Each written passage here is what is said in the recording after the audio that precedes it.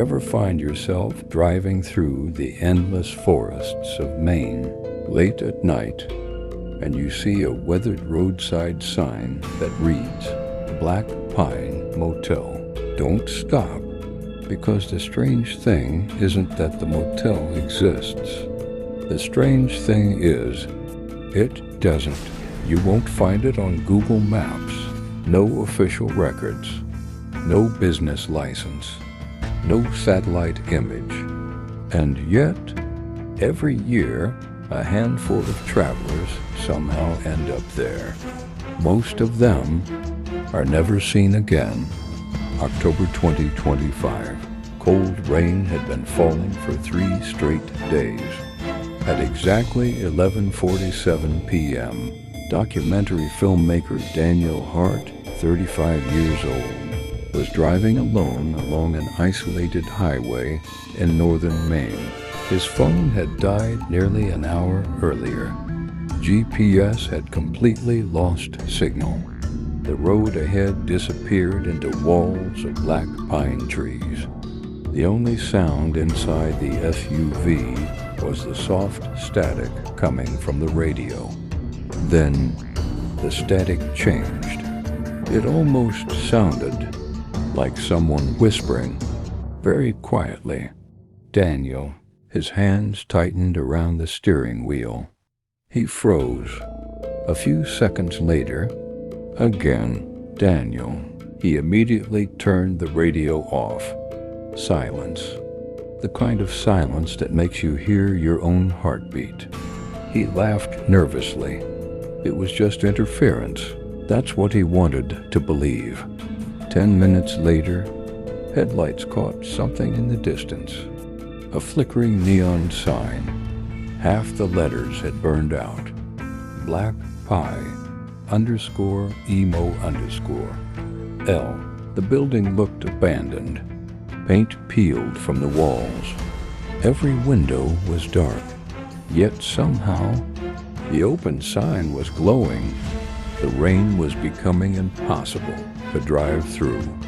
He had no signal, no fuel station nearby, no other choice. The lobby smelled of old wood, dust, and something else, something metallic, almost like dried blood. Behind the reception desk sat an elderly man, thin, white hair, deep wrinkles. But one thing immediately felt wrong. He'd never blinked, not once. Daniel cleared his throat. I need a room for the night. The old man stared at him. 5 seconds, 10 seconds, 15. Without moving a single muscle. Finally, he spoke. Room 307, nothing else. He didn't ask for Daniel's ID, didn't ask for payment, didn't ask his name. Daniel forced a smile. How much do I owe you? For the first time, the old man smiled. It wasn't friendly. It wasn't welcoming. It looked relieved. If you're still here in the morning, I'll tell you. Something about that answer made Daniel uncomfortable. But exhaustion always wins over instinct. He took the old brass key.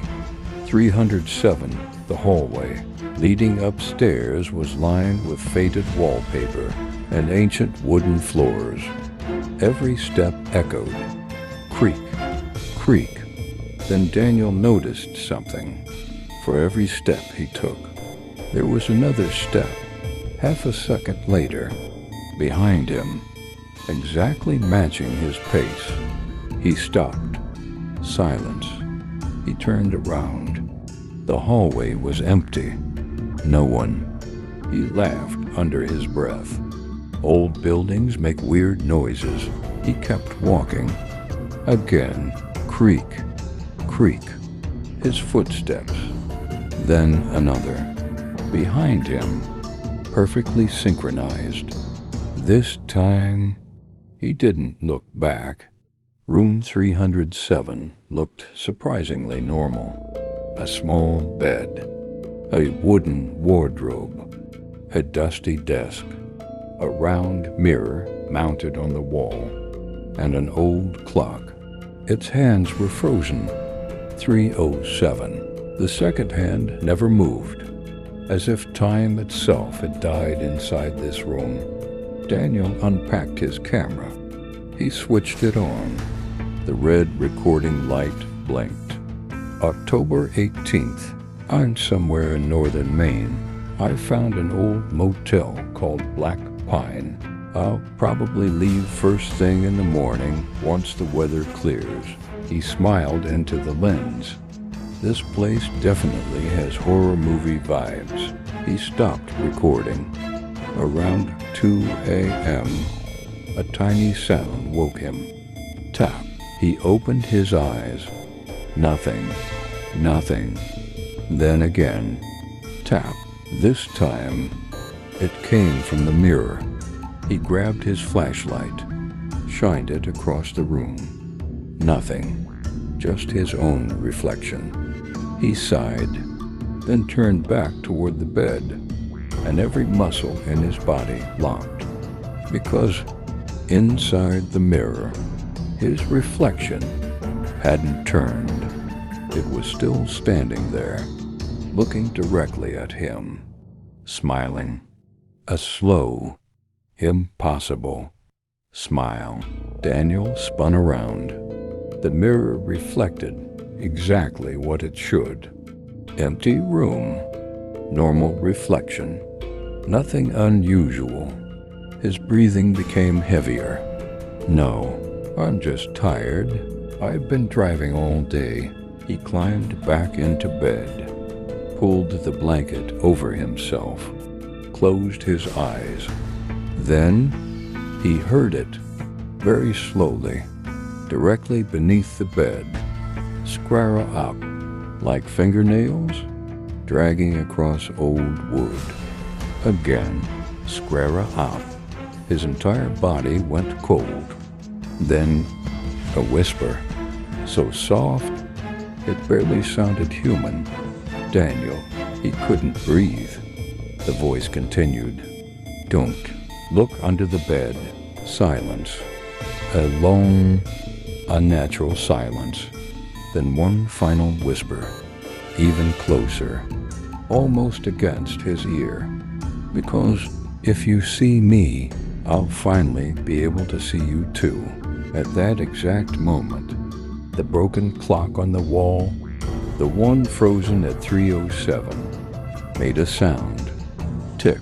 And for the first time in years, the hands began to move. The clock ticked once, then again. Tick, tick. Daniel couldn't take his eyes off it. It had been frozen at 3:07 only seconds ago. Now, the hands were moving, slowly, almost painfully, as if something inside the clock had just awakened. The scratching beneath the bed stopped. Complete silence. Daniel reached for his camera. His hands were shaking so badly that he nearly dropped it. He switched it on. The tiny screen lit up. The room looked normal, empty. He slowly aimed the camera toward the bed. Nothing. Nothing. Toward the mirror. Nothing. Then he accidentally turned the camera into selfie mode. His own face appeared on the screen, except it wasn't copying his movements. Daniel blinked. The version of himself inside the camera didn't. Instead, it tilted its head and smiled.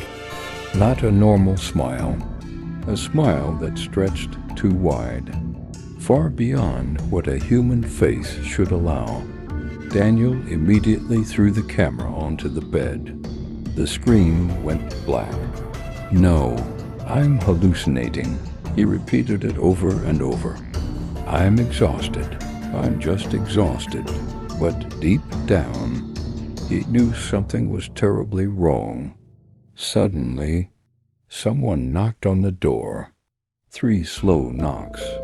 Knock, Knock, knock. Daniel looked at the digital clock on his watch. 2:13 a.m. Who would knock at this hour? He walked toward the door. Before opening it, he looked through the peephole. The hallway was empty. Nobody. Another knock. This time from the other side of the peephole, as if whoever was outside was knocking directly into his eye. Daniel stepped backward. His heart began racing. Then, a voice. The old man from reception. "Mr. Hart, if someone calls your name tonight, please don't answer." Silence. Daniel waited. Another minute passed. He slowly opened the door. The hallway was empty. No footsteps. No elevator. No sound. Only a wet trail of muddy footprints leading away from room 307. But they weren't human footprints. Each one had 6 long toes. He slammed the door shut, locked it, checked the windows. Everything was sealed. Then his phone vibrated. Impossible. The battery had died hours ago. The screen lit up by itself. And no signal. One new voicemail. No caller ID. Duration 3 minutes, 7 seconds. Daniel hesitated, then pressed play. At first, only static, then breathing. Very slow, very close. Finally, a voice, his own voice. "If you're hearing this, don't leave the room." Daniel froze. The recording continued. "Whatever happens, don't open the door after 3:07. You'll think it's me. It isn't." His stomach twisted. How could someone have recorded his own voice? Then the message changed. His voice became desperate. "I made the mistake. I looked under the bed. You still have time. Don't repeat." The recording suddenly ended. The lights flickered. Once, twice, darkness. The power had gone out. Only the flashlight remained. Daniel slowly pointed the beam toward the mirror. His reflection was gone. The mirror showed the room, but not him. He moved left, nothing. Moved right, still nothing. He was standing in front of the mirror, yet he simply didn't exist inside it. Then, another face slowly appeared, standing exactly where his reflection should have been. Pale, hair hanging over its eyes. Its mouth opened, far too wide, and it whispered only 4 words. "You're almost replacing him." The lights came back. The mirror was normal again. Daniel's reflection had returned, but something had changed. His reflection blinked half a second later than he did. So slightly, most people would never notice. Daniel noticed. He grabbed the room key. He didn't care anymore. He was leaving. He opened the door. The hallway was gone. Instead, there was another room 307. Same wallpaper, same mirror, same clock, same bed. He closed the door, opened it again. Another room 307. Again, again, again, again. Every door led to the same room, as if the motel had folded in on itself. Then, from somewhere deep inside the endless hallway, he heard footsteps, slow, heavy, getting closer. Not walking, dragging. Step, drag, step, drag. And with every sound, the clock on the wall moved faster. 2:58. 301, 303, 305. Daniel realized something horrifying. The thing outside wasn't walking toward room 307. It was walking toward him. The clock read 3:05 a.m. Only 2 minutes remained. The dragging footsteps outside had stopped. Silence. Not ordinary silence, the kind that makes the air feel heavy, as if the room itself is holding its breath. Daniel stood frozen beside the door, gripping the brass key so tightly it dug into his palm. Then, a soft knock. Knock. A familiar voice followed. Daniel? His heart skipped. It was his younger sister, Emily. She had died 8 years ago in a car accident. He remembered identifying her body. He remembered the funeral. He remembered placing flowers on her grave. Yet, the voice was unmistakably hers. Daniel, it's me. I've been looking everywhere for you. Tears filled his eyes before he even realized it. No, this isn't real. The voice became softer, more emotional. You left me alone. I've been waiting for you. Please, open the door. Daniel's hand slowly reached for the lock. Then he remembered the voicemail. Don't open the door after 3:07. His hand stopped. The hallway fell silent again. For nearly a minute, nothing happened. Then Emily laughed. But it wasn't her laugh anymore. It became deeper, slower, as if several voices were speaking together. You remembered the rule. Good. The clock changed to 3:06 a.m. The room suddenly became freezing cold. Daniel's breath turned white. The wallpaper began peeling away by itself. Underneath, there wasn't drywall. There were names, thousands of names, written by hand, covering every inch of the walls. Some were faded. Some looked fresh. Every name had a date beside it. No birth dates, only one date, the day each person disappeared. Daniel ran his flashlight across the wall. Businessmen, college students, families, truck drivers, children, hundreds, no, thousands of missing people.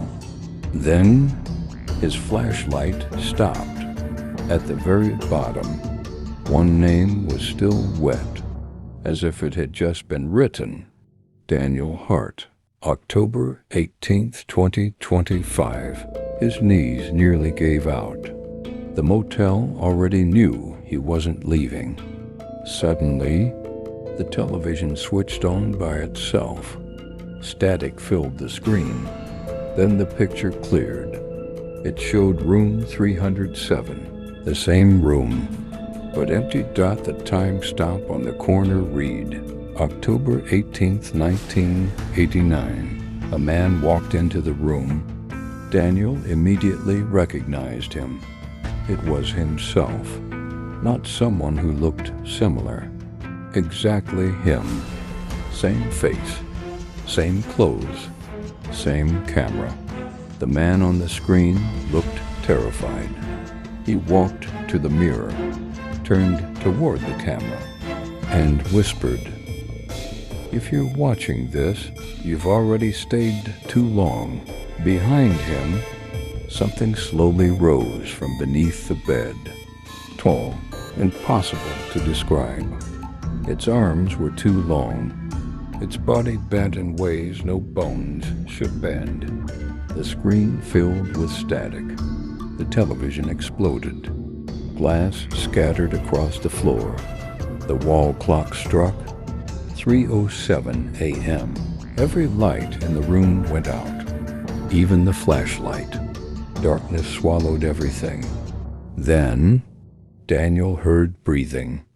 Not beside him, not behind him. Inside the room, All around him, dozens of slow breaths. As if he was no longer alone, a voice whispered from the darkness. Not loud, not threatening, calm, patient. We don't chase people. We wait until they invite us.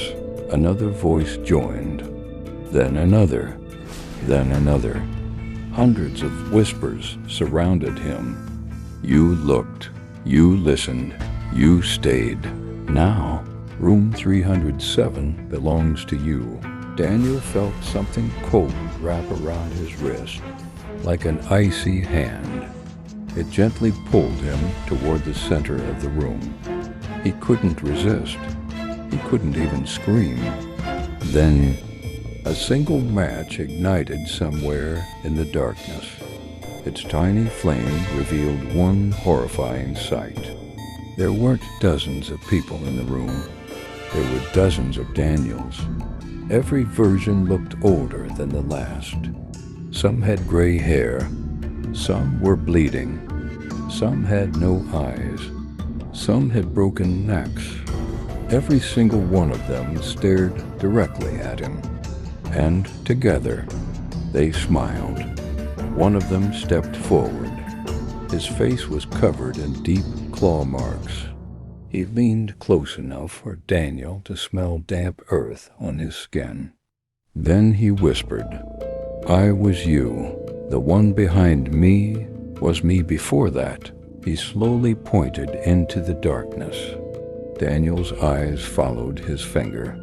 Someone was standing there, perfectly still. It looked exactly like Daniel, except it was smiling before Daniel was, and blinking before Daniel blinked. The thing spoke its very first words. "Thank you for finally coming home."